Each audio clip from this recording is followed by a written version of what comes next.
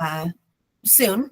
But I'm going to pass it off to Alex if you want to kind of get rolling and then introduce Scott for us. Yeah, thanks everybody. Thanks for coming down today. One quick announcement before we pass it off to Scott. So I just wanted to let everybody know that we're working on the dashboard that's going to go on the JVBS website. It's almost ready to go live. That data will be pulled from Civicor, and then it'll be pumped onto the JVBS website, which will be publicly available. So once that's up, I'll share the link to the website with everybody and give you some instructions on how to use the dashboard and kind of how to sift, and you can find your facility and look at it by month and all sorts of cool stuff. So I just wanted you to know that that's coming up, and then we'll talk about that a little bit in the quarterly meeting in January. And then we'll have another office hours in January where we can discuss that. So if you have questions or if you're having problems, you have a month to kind of test the system a little bit and then let us know if you need anything or if something's unclear or whatever. But I just wanted to give everyone the heads up that that's going to be going live in the next week or so. In terms of this meeting today, one of the reasons that we decided to host Scott was that as we were looking through the gains that are being submitted and completed, which, those numbers are looking better over time, we were noticing that there were quite a few counties that weren't running reports using the gain. And so one of the things that we don't want you to think about the gain as checking a box, right? Just doing it because we're requiring it.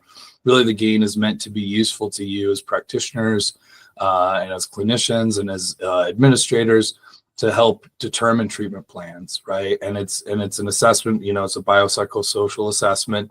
It takes 4 of the assessments that we required previously and kind of compacts that into one assessment. Then you can run a report. It's really easy to understand and read through, and then you can use that to help determine best treatment options. And so that's why we wanted to host Scott today. He's going to take us through the process of, after you complete a gain, how do you run that report? What's that report look like? How can it be useful to you? And then he and I and Kelly and Becky will all be available to answer questions after he kind of gives that overview. So thanks so much for your time, Scott. I'll pass it to you. Thanks, Alex. And thanks everyone for having me today. My name is Scott Olson. I'm a senior projects coordinator with the GAIN assessment. I've corresponded with many of you and will continue to do so. Let me see if I can share my screen. Let's see. Should be on the bottom. There's like a box with an arrow in it. So present now. Yeah, I'm in it. It's just taking a second to load, it appears.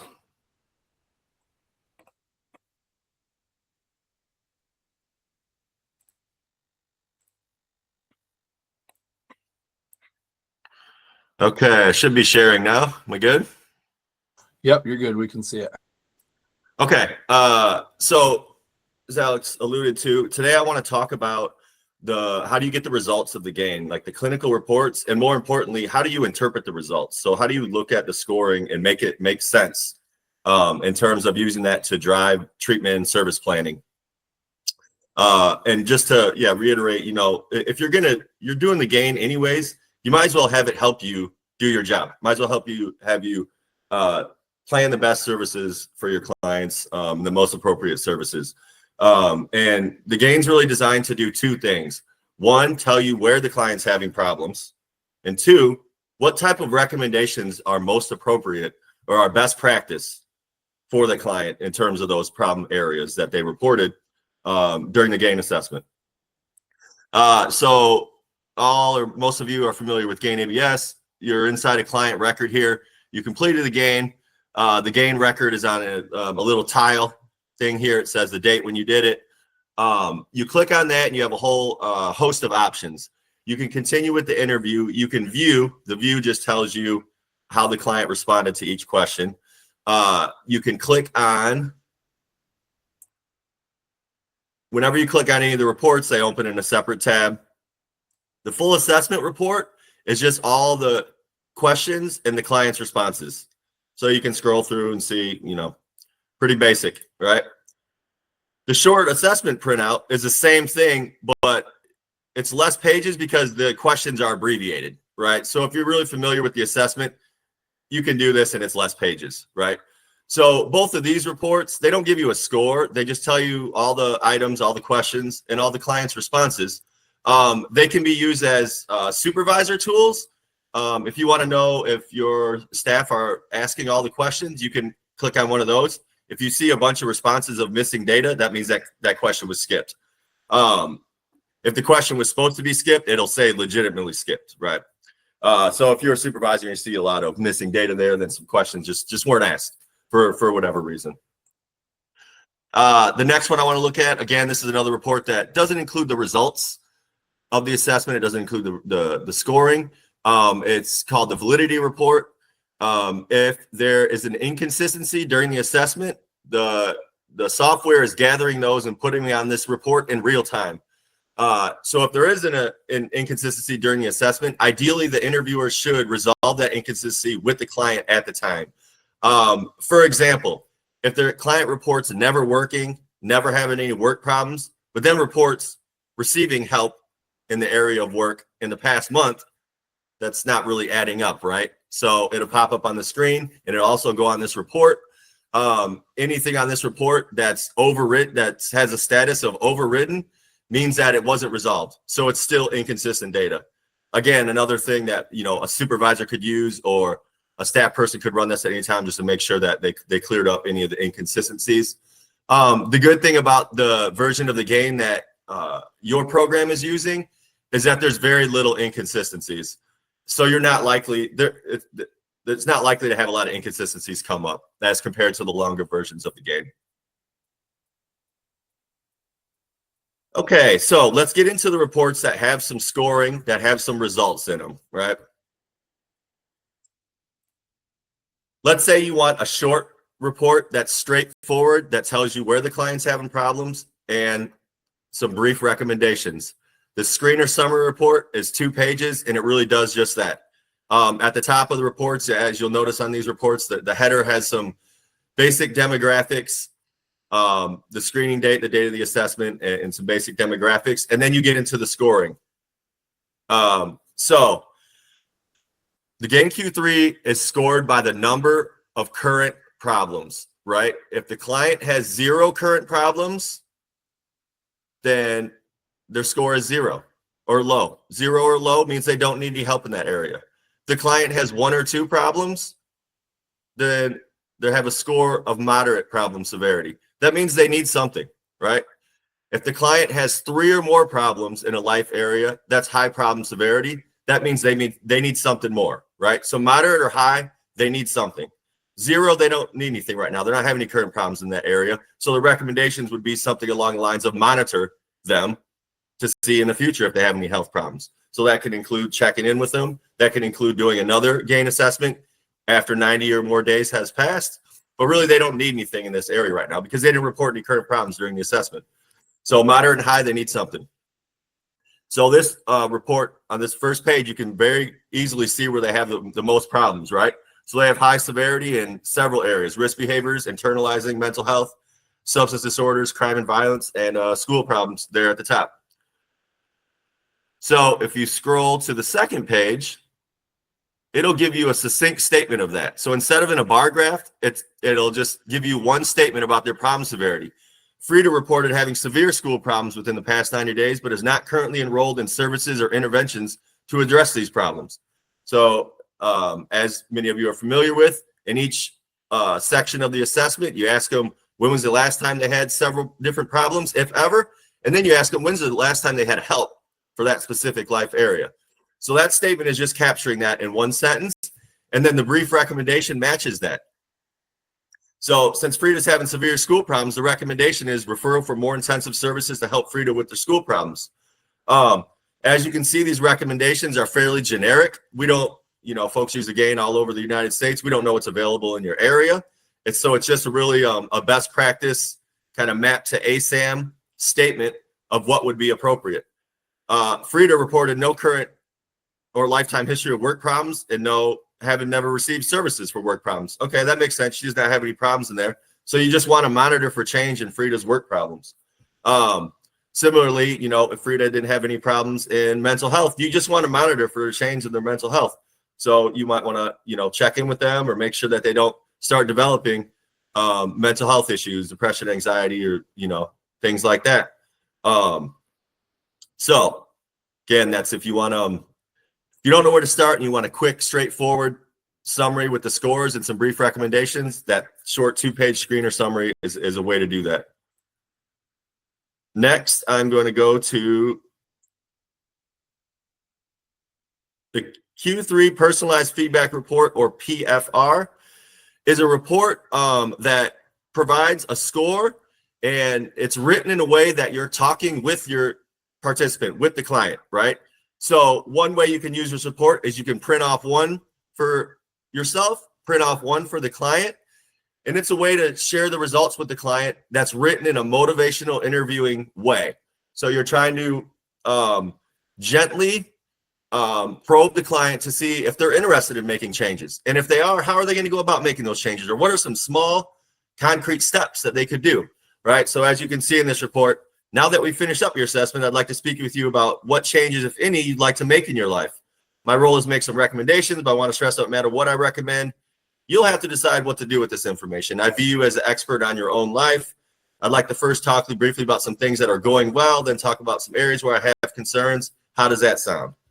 So the first area, mining for strengths, very motivational interviewing terminology. You talk about where they didn't have problems. So looking over assessment, you don't have any current problems in work and physical health. How are you doing in these areas? What do you do to make sure things are going well in these areas? What have you done? What are your strengths in these areas? So very strength-based approach. Start with the positive things, or the things that aren't causing them problems at the time. And then you'll get into where they are having problems. So high, moderate or high problem severity areas, like we were just talking about. There's a section for each of those, right? So school or training, it'll list out in bullets the problems that the client reported during the assessment, right?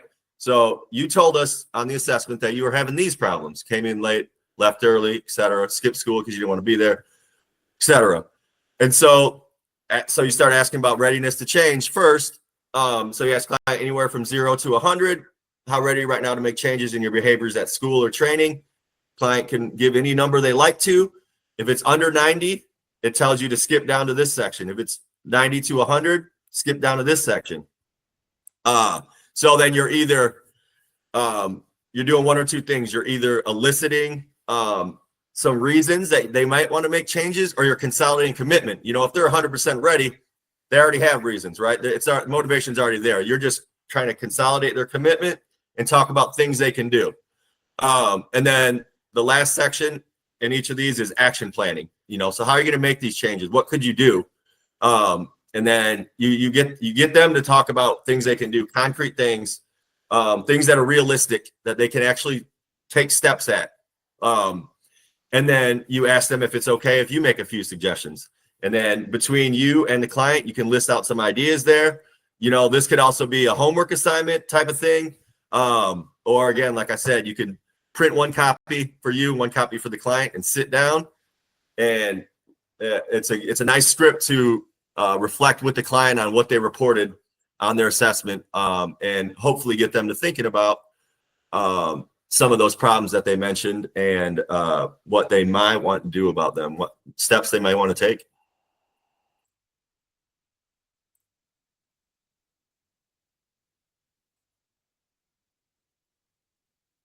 Okay, next we have the Individual Clinical Profile, or ICP. This report, it's very much like a lab report. It just lists several scales and important scores in each of those scales. Really breaks down each section of the assessment if you want to look at individual things.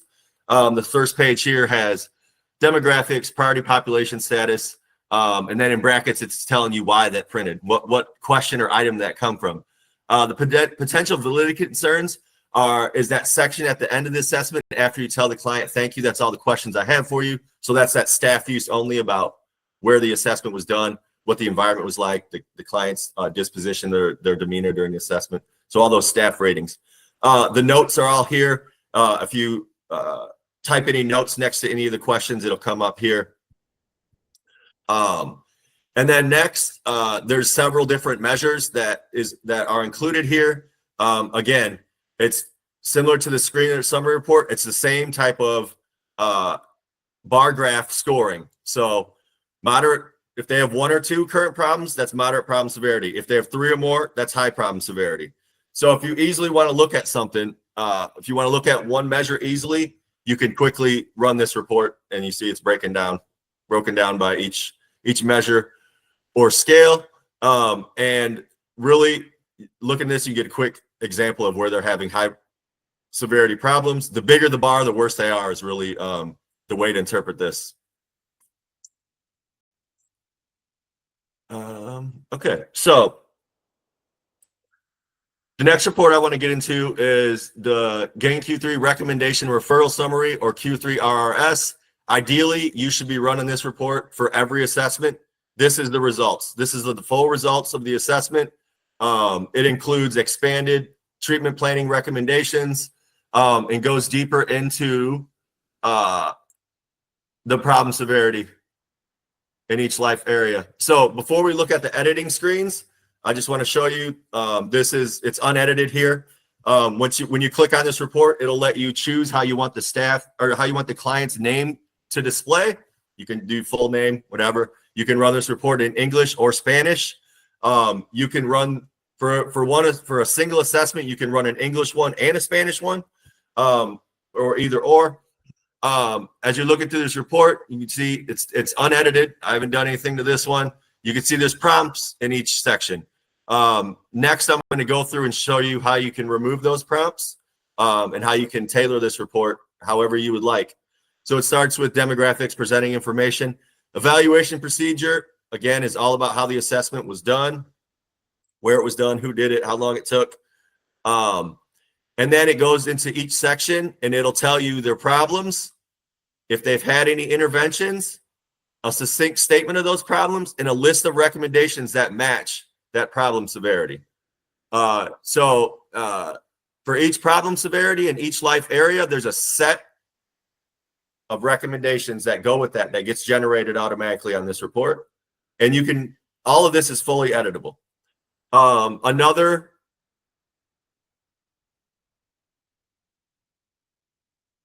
benefit of this report is that there's no graphs on it like the other ones. You don't have to know anything about the GAIN to read through this report and understand where the client is having problems. That's why it's a good report to share with judges, other stakeholders, partners, because they don't have to be familiar with the GAIN to read through this report. It's written in plain terms. It doesn't have graphs on it or anything like that. It's just a narrative. Again, it's fully editable. So you can make any edits you want. You can see it's kind of like a Word doc. It has all these options at the top if you want to change the format, the font, and all that. Just reading through that first sentence. Frida is an 18-year-old Hispanic, Latino, or Chicano, Mexican, self-described as Mexican-American female. So you'll see in this paragraph and in the next paragraph, what's in parentheses is the client's verbatim response on the assessment, and what comes before that is what the interviewer coded, right? So if you recall at the beginning of this, towards the beginning of the assessment, what races, nationalities, ethnicities, or tribes best describe you, the client gives you a verbatim, and then you code the best response underneath that. So those are both on here.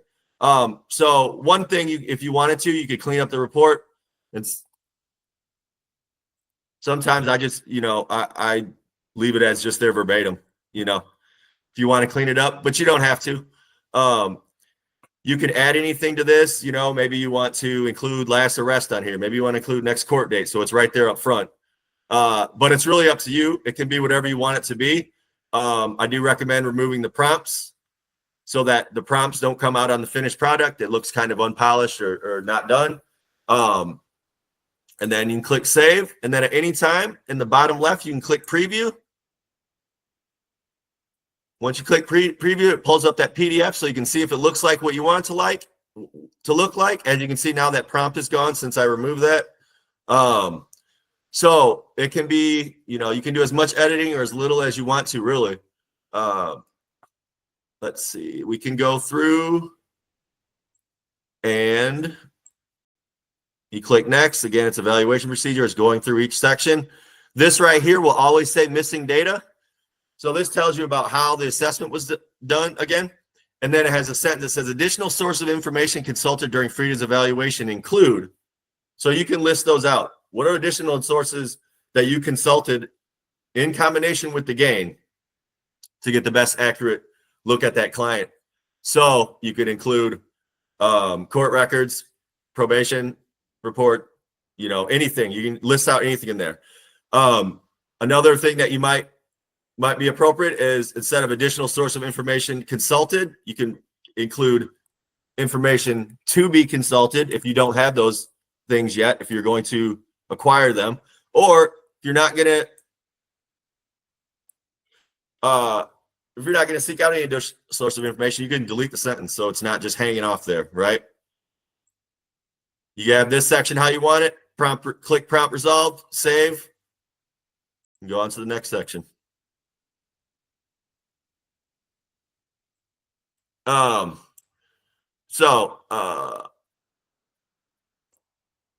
At any time you can click the go to button and skip to any section of the report. So let's skip to risk behaviors.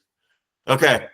As you can see in each section near the prompt, you always want to click prompt resolve to finish up to kind of finalize the report. There's a section where you can add your own prompt here. If a supervisor or somebody wants staff to include something in the report every single time for every assessment for every client, you can add your own prompt there. And then when the staff person comes in to finalize the report, they'll see that prompt to remind them to add something here, whatever it might be. So in each section, it'll tell you the last time, the most recent, the client had a problem in that life area. So risk behaviors, Frida most recently had a problem 2 to 3 months ago. And then it'll list out, these are all the problems that Frida had in the past 90 days in terms of risk behaviors. So those will be listed out in bullets. Again, you can edit these. You can change the order of them however you like. Add to it if you'd like to. If there's any notes, you click this notes button.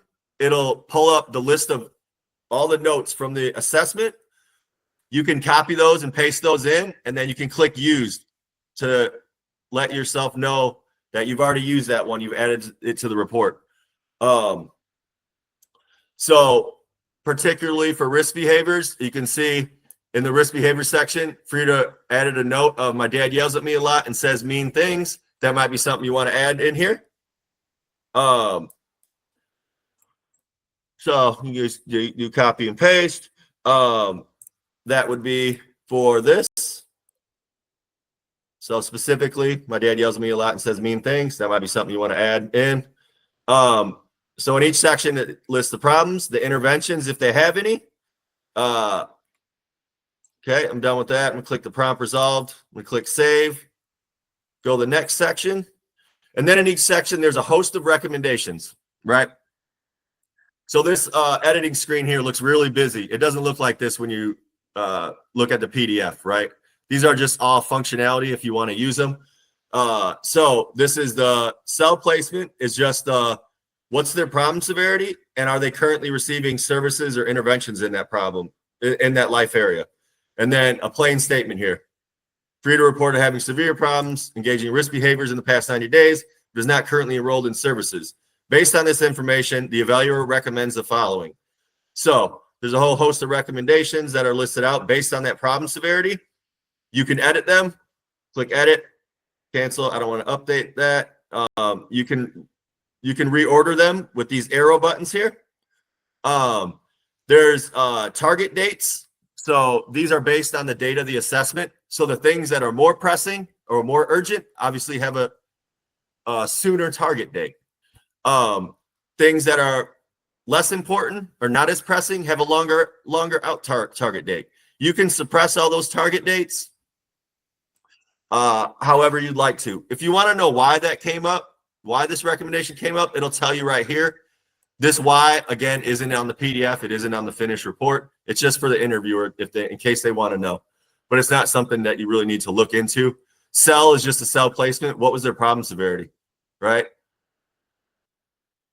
So in each life area or section, the software is just putting the client into one of these boxes based on what they reported, right? In case you want to know what the software is doing in the background. That's not anything you really need to know.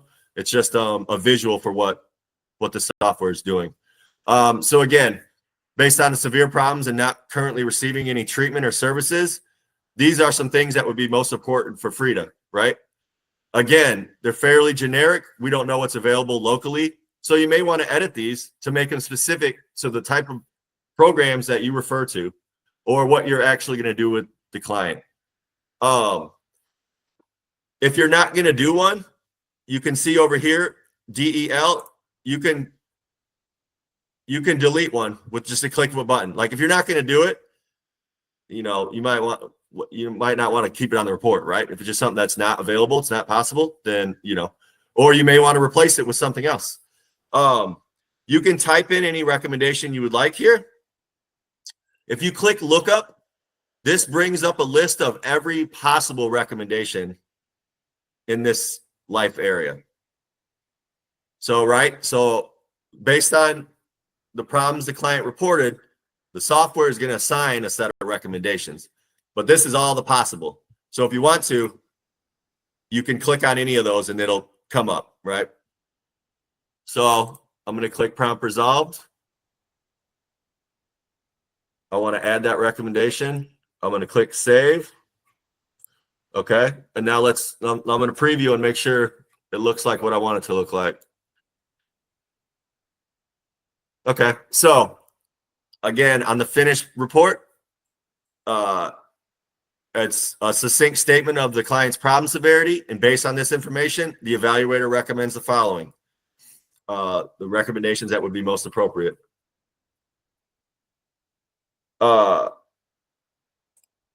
Again, the go-to button will take you to any section of the report you want to go to. Again, you might not want to go through and edit all these. That's up to you. I would at least go through and check off the prompts. And this report is really the results of the assessment. Like, this is it in terms of individual clients. This is the results. If you click on final edits,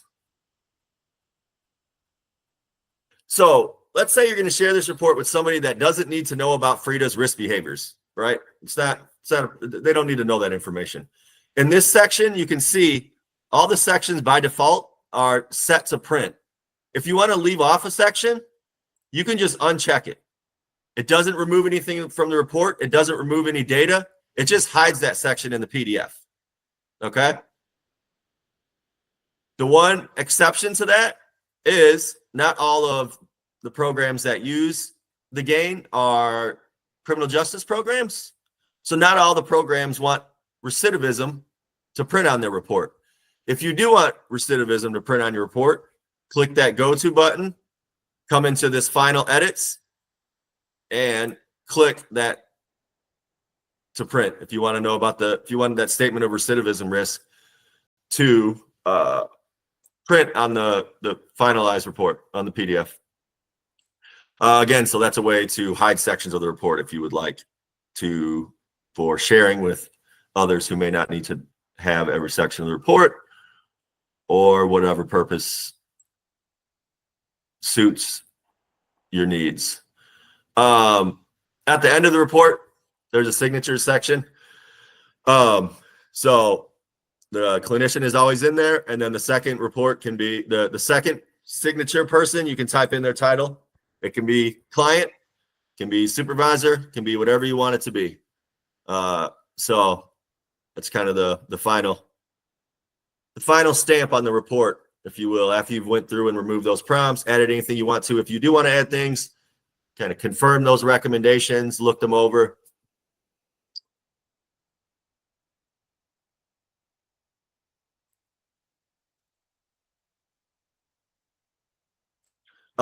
So this report's usually around 9 or 10 pages total. But again, It goes through each section or life area of the assessment, gives you the problem severity, the list of problems bulleted, and then the recommendations as we were just looking at. At the end of this report is a summary. So just like we were looking at that 2-page screener summary report earlier on this afternoon. This is just a summary of what was just expanded on earlier on this report. So again, if you want to look at one statement of problem severity and one overall recommendation, here it is. Again, you can do that in the screener summary report too if you just want a 2-pager.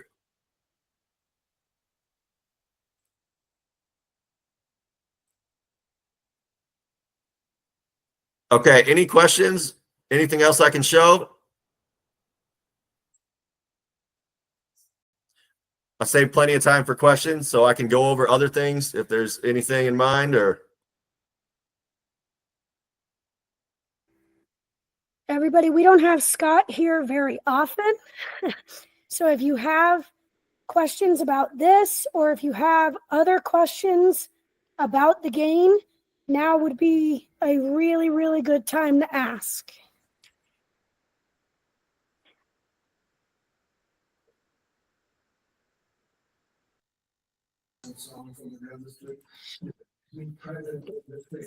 Go ahead, Yeah. Nancy.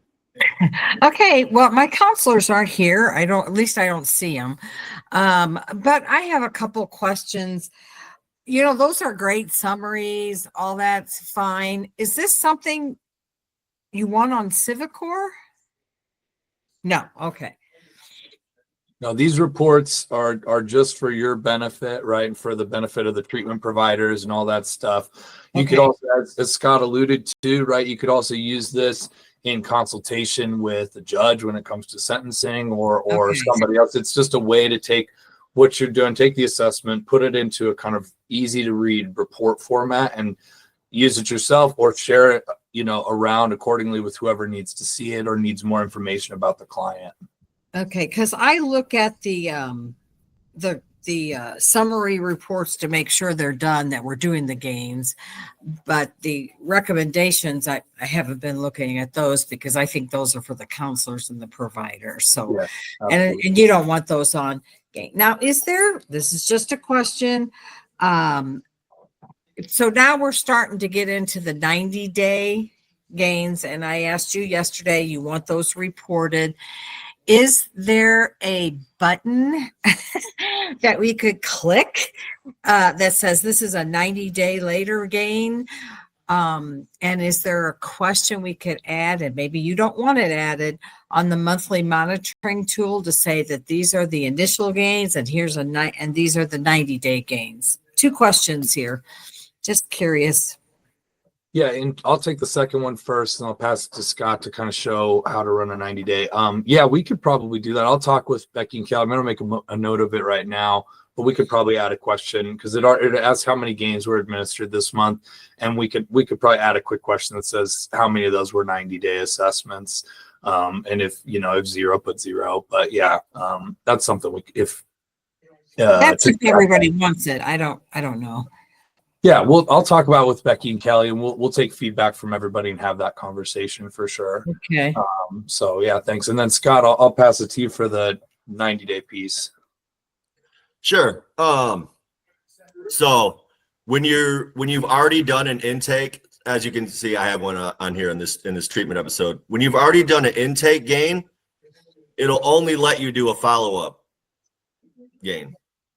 So like if I click create new treatment episode here, you don't have these other possible options. Okay. This is our dummy account. It's got all the templates in it.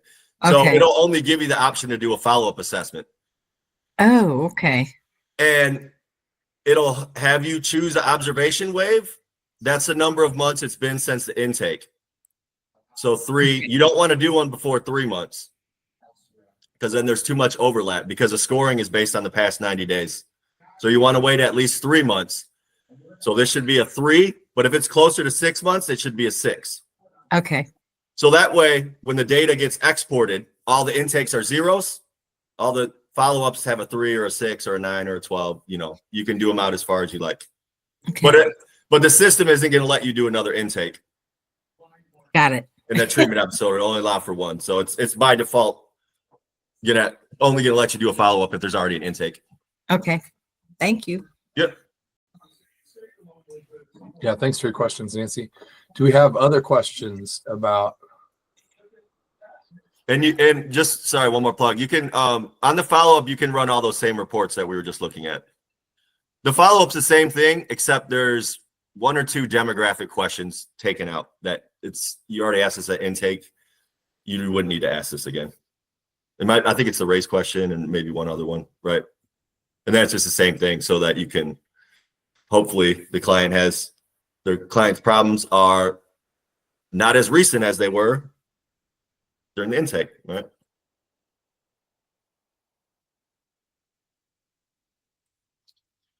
And so for our context too, there are people that are JBBS clients that are released and then they come back, and that's a new referral. They would be good candidates if they received the gain during a previous referral, right, an intake gain. Then maybe they've been released after a couple of weeks of being in the program, and then 6 months later they come back. That would be a candidate for that follow-up. So you don't have to they should be in the gain system already. They should be in Civicor already because we've already done all that. So they would be a candidate for a gain follow-up, which would allow for you to kind of track those changes over time, as opposed to just looking at it kind of as individual assessments. You can look at it as kind of connected. Okay, how did things change between the last time we ran the initial intake 6 months ago and today, now that you've been rearrested and you're back in the facility? So the 90 days aren't just for people that are in the facility for 90 days consecutively, but also for people that might recidivate, right, and return to the program.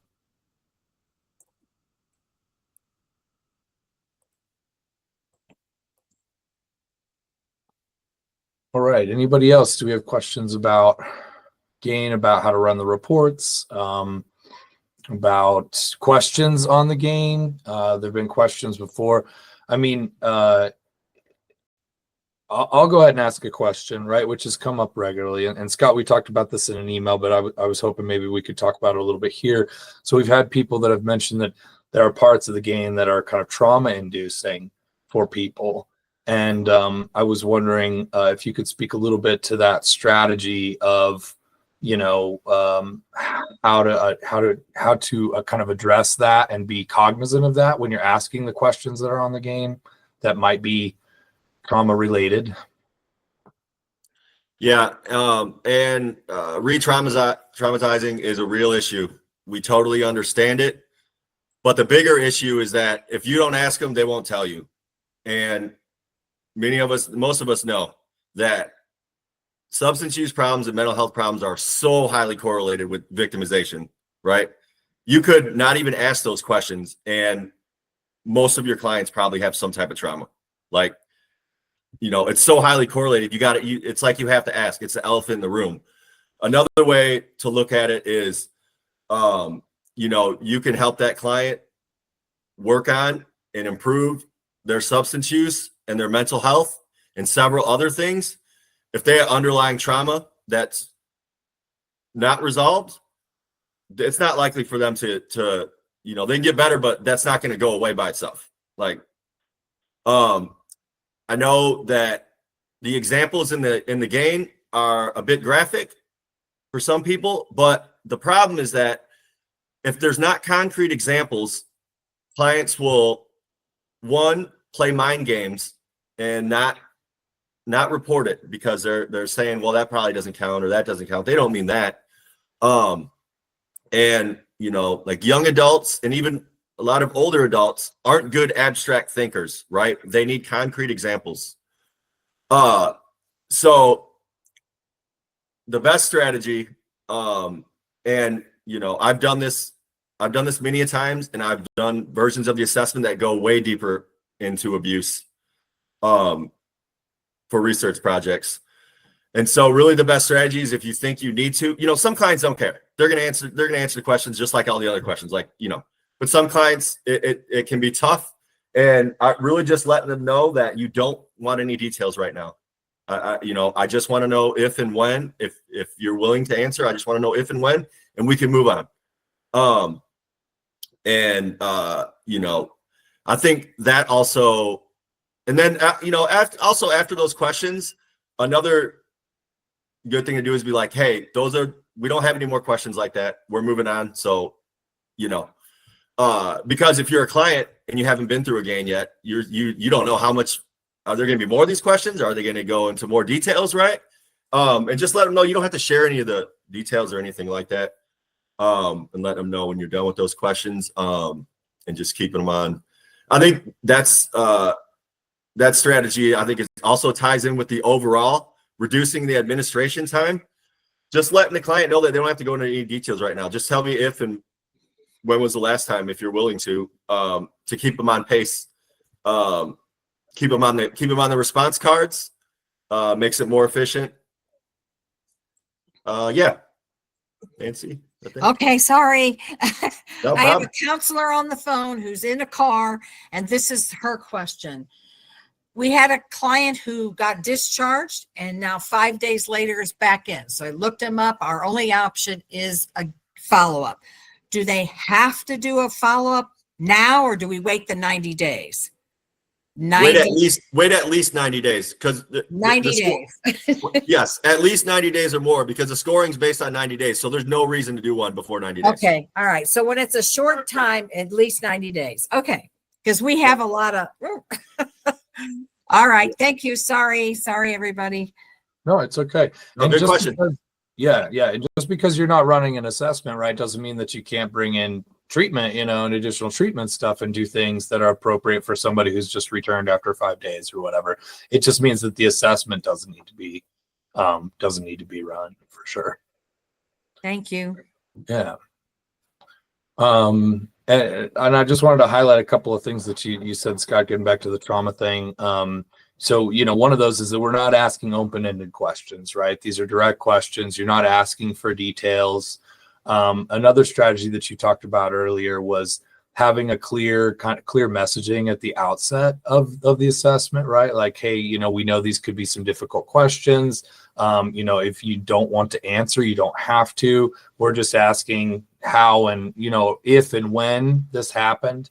By being really clear up front about why you're asking these things, what might be asked, why you're asking those things, and the format, right, to not be in depth, I think could help reduce some of the kind of trauma-inducing things while you're doing the assessment.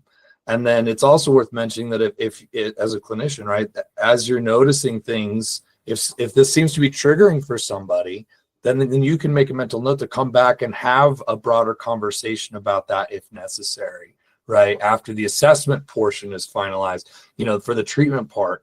Right. And so it's still information, and you can still gather that even if it's not necessarily collected and put into the GAIN assessment. Right. And so I think and I've got some language that Scott sent along to us. So if anybody on the call or anybody who's watching the video wants an example of some language of that, please email me or email Becky, email Kelly, and we can send you a sample copy of what that language could be like to introduce the GAIN and kind of prepare people for some of these potentially trauma-inducing questions that are, again, really important to ask, because without them, we're missing a key piece of information for these individuals, for these clients, right? And so I just wanted to be clear about that. Scott, did you want to add anything else on that piece? No, I think that's good. Does anyone have any further questions on that, or?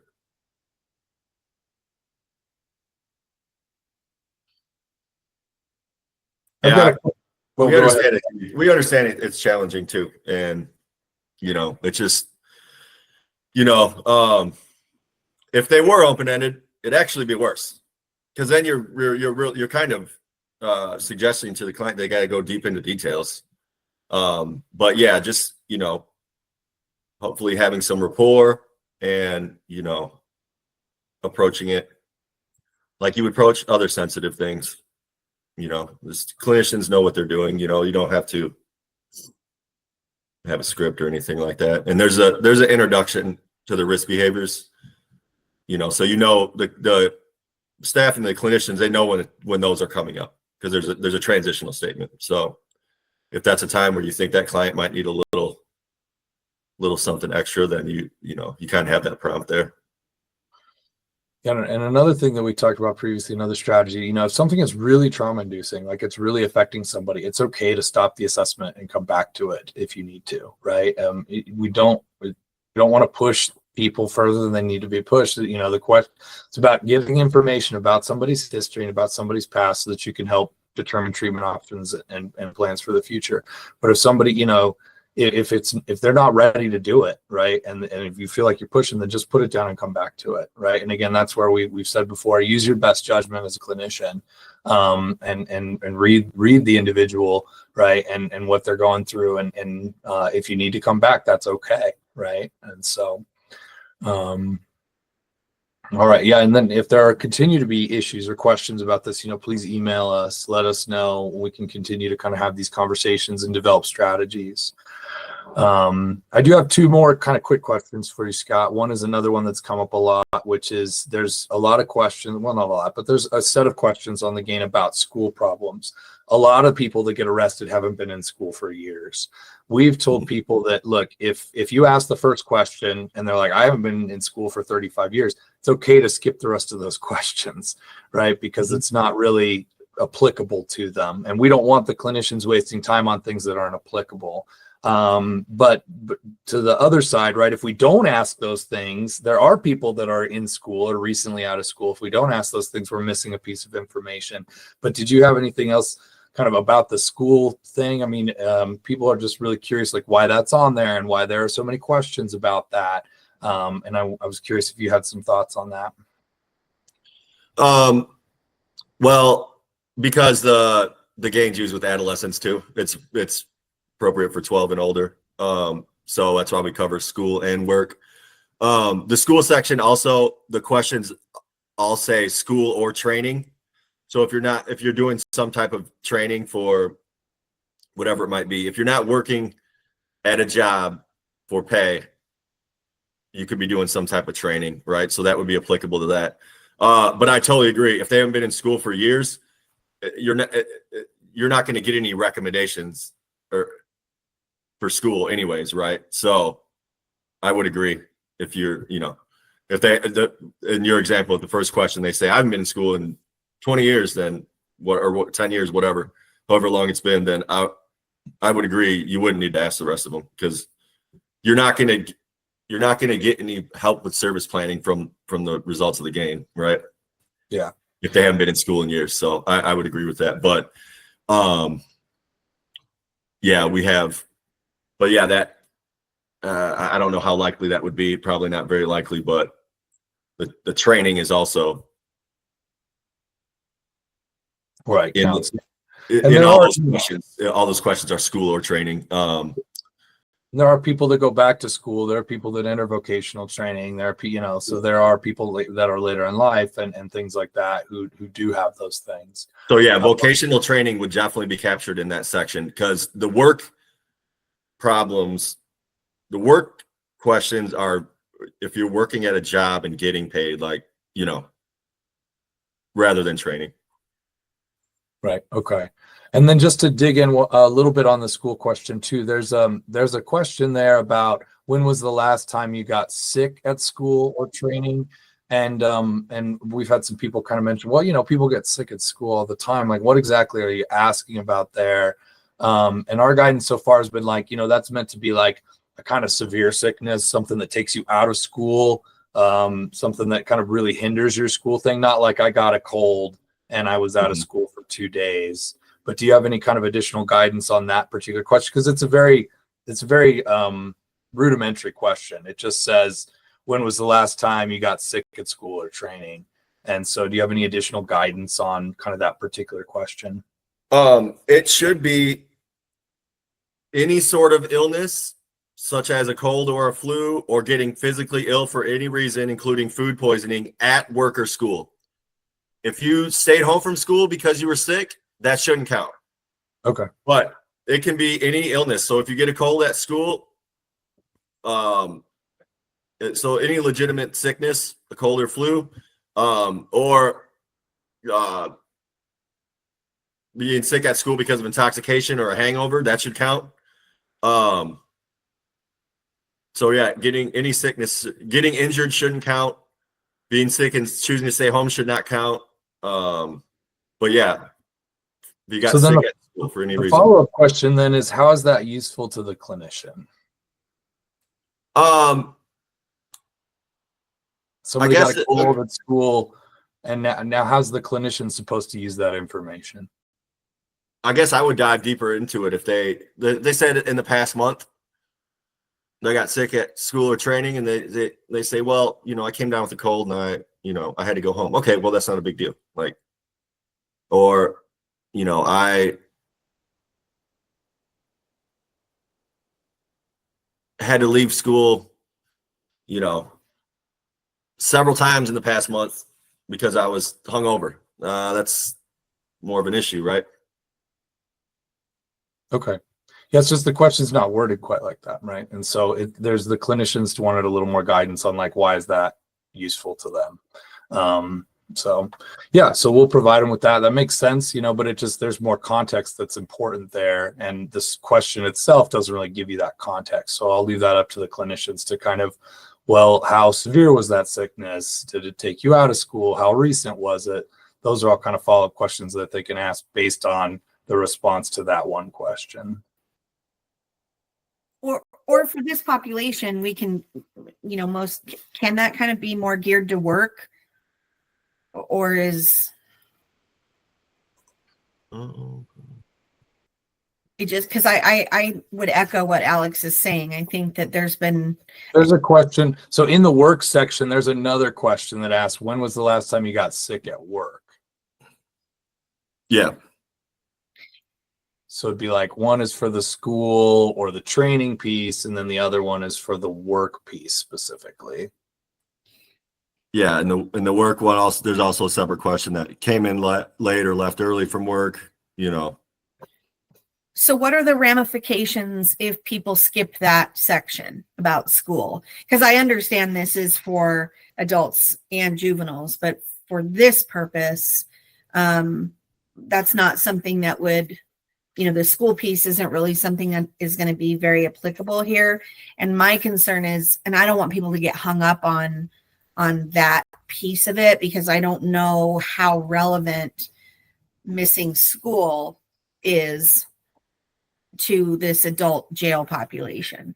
Like that's why I was saying is, can that section be skipped and more focus on, because to me, like if I was administering it and I knew somebody had missed X amount of days of work because they were hungover or because they were, whatever, like that's where my red flag would, but Yeah, maybe that's not possible. We kind of talked about this a little bit ago, but like if they go to the first question, like about school, and somebody's like, I haven't been in school in 10 years, then Scott mentioned they can just skip that section. So it won't skew the whole, like it's It not just won't give you any results for the school portion, right? And which isn't going to be useful anyway, because they weren't in school, right? So then you skip that section, you'll just miss that, and then you go on to the work section, and keep moving down the ladder. Exactly. If they just click next, and then they'll ask them the work questions. Okay. I just want to make sure we all were kind of on the same page about that is all. So. And the same is true for work. If they're like, I've been out of work for 10 years, right? Then it's okay to skip the work questions, right? Because it's all going to be based on that. The recommendations that are going to come out of the reports are going to be based on the answers to those questions. And if there are no answers to those questions, then there's no need for recommendations, right? Right. Okay, cool. Thanks, guys. Awesome. So we have just a couple minutes left. I got all my questions in. Thank you, Scott. I appreciate it. Do we have any other questions before we kind of wrap things up here?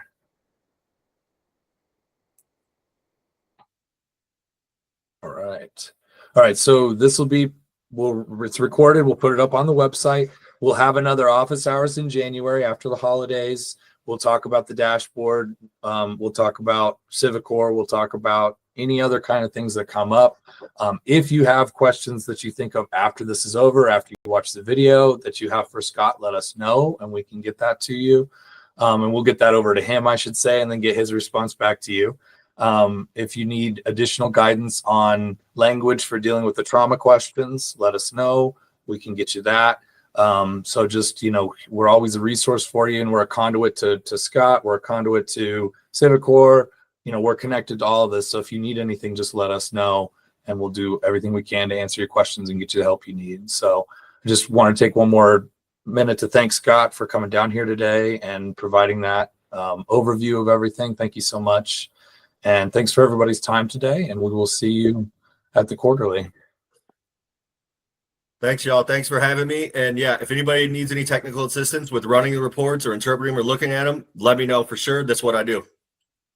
Yeah. And I did send out the PDF that gives the instructions. So you should have at least something in your inboxes that has that. But if you need anything else or that doesn't make sense, let us know and we can get you the answers. So, all right. Cool. Thanks Thanks. everybody. Thanks, Bye. everybody. Thanks, everybody. Bye.